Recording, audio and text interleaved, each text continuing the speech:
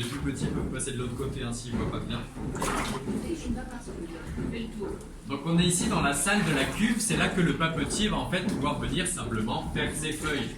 D'abord il va récupérer la pâte à papier qui vient d'être faite sous les piles de la salle précédente.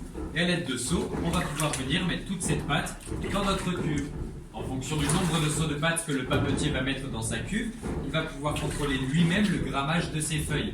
Ici au moulin Richard Debat, on va donc faire des feuilles qui vont aller de 80 grammes par mètre carré jusqu'à 480 grammes par mètre carré. Plus on va rajouter de seaux de pâte, plus la feuille sera épaisse. Et ensuite, on va donc diluer toute cette pâte avec de l'eau. Donc l'eau de cette cuve sera également chauffée en hiver pour le confort du papetier, puisqu'il aura donc les mains dedans toute la journée. Et vous pouvez voir aussi en été, on a rajouté dans cette eau des pétales de fleurs, mais aussi quelques feuilles de fougères et de graminées. Donc toutes ces espèces ont été en fait choisies pour ne pas déteindre dans la pâte. Et ça va pouvoir donner, vous voyez, un papier fleuri qui va être en fait un peu plus esthétique que ce que va produire tout le reste de l'année.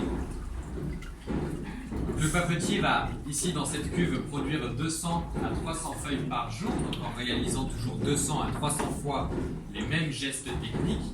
Et à chaque fois, on va faire ce qu'on appelle une porce de feuilles. Une porce, c'est une pile de 100 feuilles, chacune séparée par un feutre de laine.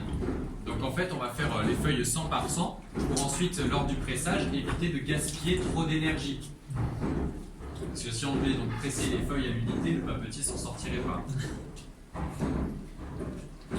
Et donc le papetier va ici faire 200 à 300 feuilles par jour en réalisant toujours les mêmes gestes techniques, je vous ai dit.